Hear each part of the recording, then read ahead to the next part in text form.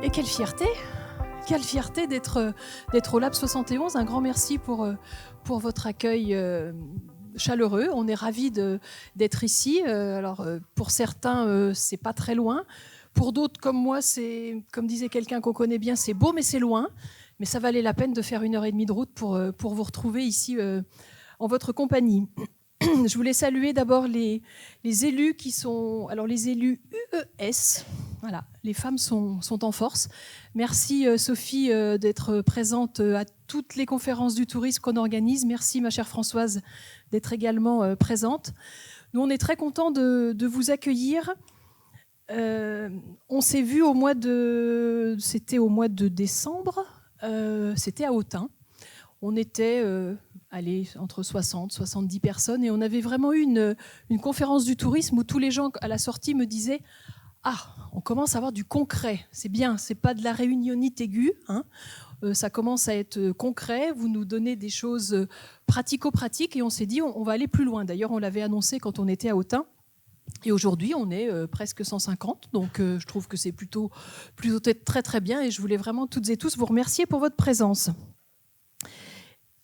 J'en parlais tout à l'heure en aparté. L'idée, c'est vraiment cette journée, c'est vraiment vous apporter du concret, vous apporter des solutions, vous apporter des pistes à envisager parce que éco-responsable, l'écotourisme, l'éco-responsable, enfin tout ce qu'on veut, c'est un peu comme le no-tourisme, et j'en profite pour saluer Antoine Poirier qui s'en occupe.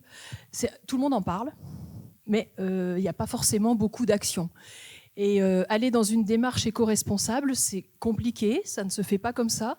Vous êtes toutes et tous des partenaires touristiques qui ont le nez dans le guidon parce que vous vous préoccupez de vos réservations, d'entretenir votre domaine. Enfin, vous avez autre chose à faire et vous n'avez pas forcément les clés pour aller dans cette démarche d'éco-responsabilité, même si vous en avez envie. Et nous, le département, et on y retrouve le pragmatisme, je dirais, d'Andrea Cari depuis le début, c'est vous apporter du concret. Et aujourd'hui, vous allez vraiment avoir du concret. On a la chance d'accueillir Caroline Mignon, ici présente, qui est présidente des acteurs du tourisme durable et qui va animer une bonne partie de la journée, qui va vous apporter là aussi des solutions et vous expliquer un petit peu comment aller dans cette démarche d'éco-responsabilité. Vous allez avoir tout un tas de tables rondes. J'espère que vous allez toutes et tous rester le plus longtemps possible parce que tout au long de la matinée, ce sera riche, mais cet après-midi, ça le sera encore plus. Donc vraiment, on compte vraiment sur vous pour rester. On va vraiment vous apporter du concret. On va vous parler circuit court et j'en profite pour saluer la présence des membres de la mission agricole du département, je ne sais pas où elles sont ici, qui travaillent en étroite collaboration avec la mission tourisme, parce que tourisme, circuit court, c'est un seul et même combat, j'ai envie de dire, c'est comme le salon d'agriculture, le tourisme et l'agriculture travaillent ensemble pour vendre le territoire.